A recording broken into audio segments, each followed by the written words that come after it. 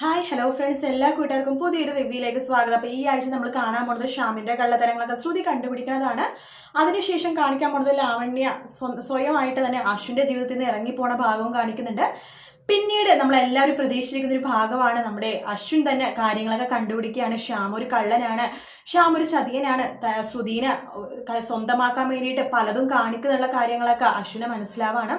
അങ്ങനെ ശ്യാം സ്വന്തമാക്കുന്നതിന് മുമ്പ് അശ്വിൻ ശ്രുതിനെ സ്വന്തമാക്കുന്നുണ്ട്. അതും 6 മാസത്തെ ഒരു എഗ്രിമെന്റിന്റെ വിവാഹത്തിന്റെ പുറത്താണ് കല്യാണം കഴിക്കുന്നത്. അപ്പൊ ആദ്യമൊന്നും ശ്രുതി സമ്മതിക്കില്ല കേട്ടോ. ഇല്ല, ഞാൻ സമ്മതിക്കില്ല.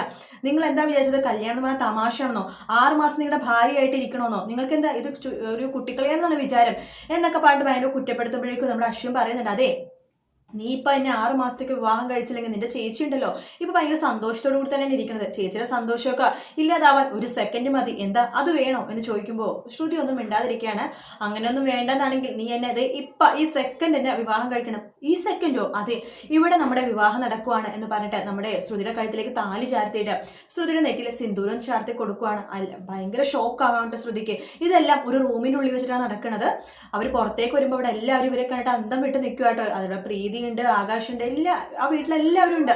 അപ്പൊ എല്ലാവരും ഇങ്ങനെ ഇവർ തമാശയൊക്കെ ചെയ്യണതാണെന്നാണ് വിചാരിക്കുന്നത്. പക്ഷെ ശ്രുതിയും അശ്വിനും പറയും തമാശയല്ല കാര്യത്താന്ന് പറയുമ്പോഴേക്കും ശ്രുതിയുടെ മുഖമൊക്കെ അമ്മ അടിച്ചു പൊട്ടിക്കുന്നുണ്ട്.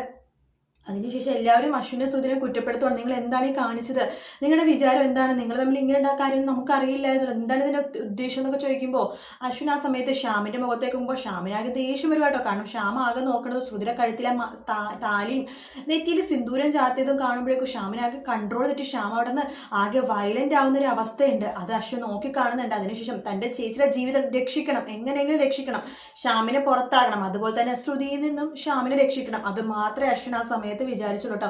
എന്തായാലും നല്ല നല്ല ഭാഗങ്ങളാണ് ഇനി വരാൻ പോകുന്നത്. വീഡിയോ ഇഷ്ടപ്പെട്ടെങ്കിൽ ലൈക്ക് ചെയ്യാൻ മറക്കരുത്, സബ്സ്ക്രൈബ് ചെയ്യാൻ. മറ്റൊരു വീഡിയോ ആയിട്ട് വീണ്ടും കാണാം. Take care, bye bye.